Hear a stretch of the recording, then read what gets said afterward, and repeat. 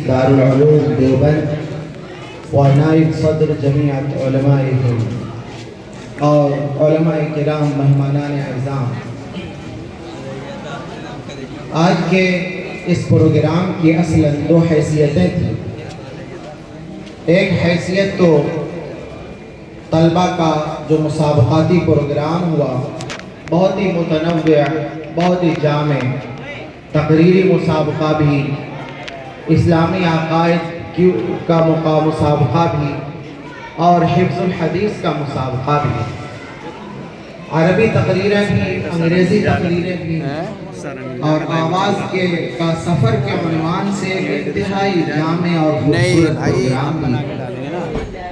इस प्रोग्राम के ताल्लुक़ से हमारे बाद उलमा और मेहमानान ने अपने तासुरात ज़ाहिर फरमाए। सुनने के लिए थोड़ी बना रहे तो डालते डिलीट करो।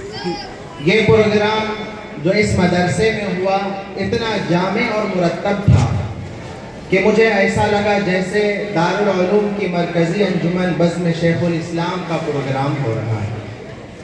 हमारे मुफ्ती रफ़ाक़त साहब ने यूनिवर्सिटियों के प्रोग्राम का जिक्र किया। आज मैं दिल्ली यूनिवर्सिटी में एक सेमिनार में था जहां स्कॉलर्स का भी कंपटीशन प्रोग्राम हुआ। मैं बहुत ही इत्मीनान से ये बात कह सकता हूँ कि अपनी इफ़ादियत के ताल्लुक़ से, अपनी तैयारी के ताल्लुक़ से और अपनी जामियत के एतबार से ये प्रोग्राम उस पर भी फ़ायद निकला। और इस प्रोग्राम की जो दूसरी हैसियत थी वो अवामी थी, और इस अवामी हैसियत के लिए हम सब के बुजुर्ग हज़रत मौलाना मोहम्मद सलमान साहब बिजनौरी नक्शबंदी दामत बरकातुहुल आलिया का कलीदी खिताब होना है। हकीकत ये है कि दारुल उलूम देवबंद में 9 साल मैंने हज़रत के साया शफ़क़त में ही गुजारे। अगर हमारे फ़िक्र में कुछ बेहतरी लगती है और ज़बान और कलम से कोई काम की चीज़ निकल जाती है तो उनमें हमारे असातिज़ा बिलख़ुसूस में हज़रत की तरफ उसको मुहव्वल करता हूँ। और उसके बाद से जब मुअल्लिम सिबियानी, हज़रत ही की ताबीर है, अपने लिए कहते हैं, वो उस्ताद हदीस हैं। हम जैसे लोग अपने लिए मुअल्लिम सिबियानी कहें तो जब से इस काम से मुंसलिक हुआ तब से भी हज़रत की सरपरस्ती बराबर कायम है।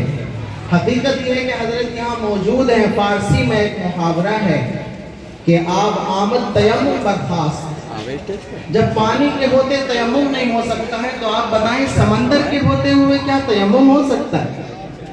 एक अरबी शायर कहता है कि खुद मा तराहु व दअ मा समिअत बिही व फी तलअतिल बद्रि मा युग़नीका अन ज़ुहली, कि चांद के होते हुए तुम्हें ज़ुहल सितारे की कोई ज़रूरत नहीं है। बुजुर्गों, हज़रत का हुक्म था कि कुछ बातें कह दो। हज़रत दाऊद अलैहिस्सलाम के तज़किरे में अल्लाह तबारक व तआला ने एक जुमला इरशाद फरमाया कुरान करीम में, व आतैनाहुल हिकमत व फ़स्लल खिताब, कि हमने दाऊद को हिकमत अता की और फ़स्ल खिताब यानी मुअस्सिर गुफ्तगू का सलीका हमने हज़रत दाऊद अलैहिस्सलाम को दिया। हमारे मदारिस का जो मिशन है वो फिक्र से शुरू होकर इल्म और अमल के रास्ते से गुजर कर ताबीर पर ख़त्म हो जाता है। अत-तफ़कीर व ताबीर, ये वआतैनाहुल हिकमत व फ़स्लल खिताब का खुलासा है। हिकमत की यही तशरीह कर ली जाए, फ़िक्र सलीम हो, इल्म सही हो और हदीस की ताबीर में अमल नजीह, अमल सालिह हो। हमारे मदारिस दर हकीकत हिकमत का सरचश्मा है और ये हमारे मदारिस को दूसरे इदारों से बहुत मुमताज़ करता है। दूसरे इदारों में हुरूफ पढ़ाए जाते हैं, सुतूर पढ़ाए जाते हैं, ایجوکیشن کو ٹرانسفر کیا جاتا ہے، مگر ہمارے یہاں کام یہیں پر ختم نہیں ہو جاتا. ہمارے یہاں اس سے پہلے فکر کی درستگی پر محنت کی جاتی ہے. ہمارے یہاں یہ گوارا ہے کہ طلباء کچھ کہ فضلہ ان کی صلاحیتیں کچھ کم رہ جائیں. ظاہر ہے جتنے ہزاروں طلباء فارغ ہوتے ہیں وہ سب ایک صلاحیت کے نہیں ہوتے. صلاحیتوں میں کمی گوارا کر لی جاتی ہے ہمارے یہاں، لیکن فکر میں کجی ذرا بھی ہمارے یہاں قابل قبول نہیں ہے. تو پہلا مرحلہ یہ ہے کہ درست فکر کو آگے منتقل کیا جائے، اور جس کو آپ الحکمت الفکریہ کہہ سکتے ہیں، یہ فکری حکمت ہے. صحیح علم کو منتقل کیا جائے، اس کو ہم الحکمہ العلمیہ کہہ سکتے ہیں. اور اساتذہ کی یہ ذمہ داری ہے کہ وہ خود اسوہ بن کر کے اور طلبہ کی تربیتی اور تزکیے اور اخلاقی پہلو پر محنت کر کے ان کو درست عمل کا، سوچ کا اور تقوی اور خشیت کا درست منہج دے دے، جس کو الحکمت العملیہ کہتے ہیں. یہ ہمارے مدرسوں کی بنیادی فکر یہ ہے کہ طلبہ کا کہ افکار درست ہوں، طلبہ کے پاس درست علم پہنچ جائیں، طلبہ با اخلاق اور با کردار بن جائیں. اس کے بعد یہ مرحلہ ہوتا ہے کہ جو فکر ان کے پاس ہے اور جو علم ان کے پاس ہے وہ صحیح طریقے پر لوگوں کے سامنے پیش کر سکے.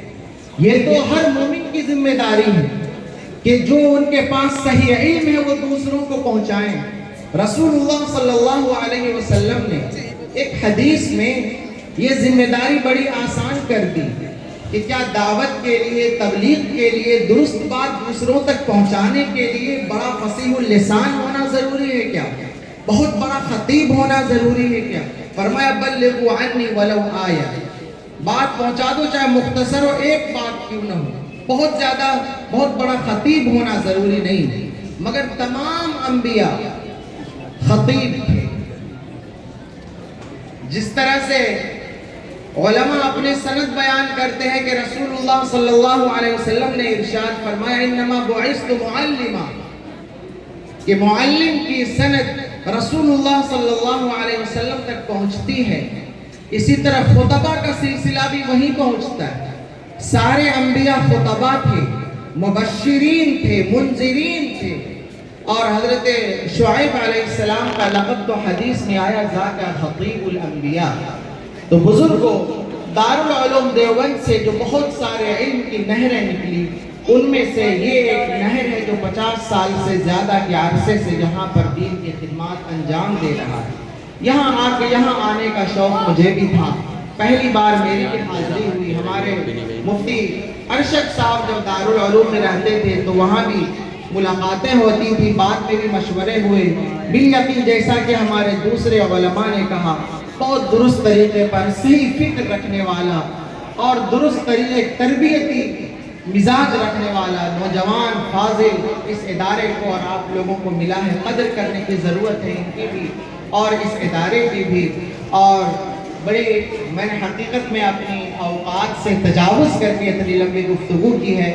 میں یاد فرمانے پر تمام حضرات کا شکر گزار ہوں، اور پروگرام کو اب آگے بڑھائیں اور بعد میں کچھ ہی لمحے کے بعد آپ حضرت الاستاذ کی حکمت ریز اور علم نافع اور انشاءاللہ مفید توجیحات سے آپ سب فائدہ اٹھائیں گے.